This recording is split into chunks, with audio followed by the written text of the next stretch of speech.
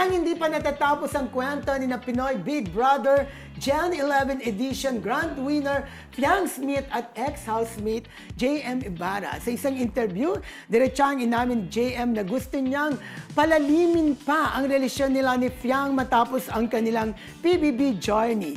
Mas close na raw kasi sila ngayon, pati na rin ang kanilang mga pamilya. Pero nang tanungin kung may balak siyang i-date si Fiang ngayong Valentine's Day, secret ang pabiting sagot ni JM. May pa-surprise kaya? I-date kaya niya, Mildred? For sure, di ba? May mga chika nga na sila na raw. Di ba? Pero sabi nga nung ibang mga nag-comment sa atin na talagang tumutok sa Pinoy Big Brother, sa loob daw ng bahay ni Kuya, talagang ganun sila kakomportable sa isa't isa. Correct. Yung Nakita talagang, natin yun. Siya, clingy, yung touchy. Kaya yung nakita daw na panonood ng concert ni TJ Oh, di ba? Monterde, Nakasandal si Fiang kay normal kay lang daw sa kanila. JM. Talagang close daw talaga sila.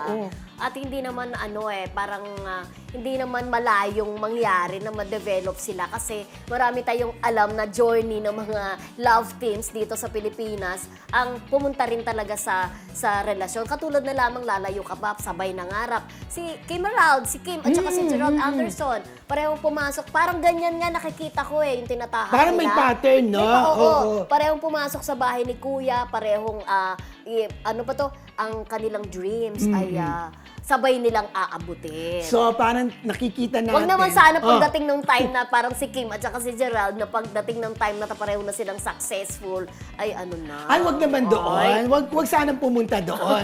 Ang gusto nilang natin is magiging maganda ang takbo ng kanilang career. Positive, di ba? Correct. Pero, meron din namang meron din namang mga pumapasok sa bahay ni Kuya katulad ni KD Estrada at saka ni Alex Salvacion Sana, di ba? Sila yung si pinipare Angie, talaga oo. pero hindi nagkatuluyan. Correct. Dahil napunta kay Alexa Ilacan. So sana maging maganda ang journey talaga nito ni JM at ni Fiang. Lalong-lalo na, di ba, excited ang lahat dahil special participation sila dito sa pelikulang My Love Will Make You Disappear. Yes. Kumbaga binigyan sila dyan ng exposure para suportahan itong Kim Pao dahil more on mas malaking tulong kay JM at saka kay Fiang. Dilinawin natin yan kasi sabi nung iba sila ang magdadala Hindi, Huwag naman natin kunin yung credit, di ba? Talagang magiging malaking tulong ito sa karera nilang dalawa bilang baguhan. Yes, oo. Diba? Yung pagsama Magkakaroon ng record. yung pagsama sa kanila sa pelikula ng Kim Pao. Kahit special participation. Malaking tulong talaga ito sa kanila, sa love team nila, ni Fiang at saka ni JM.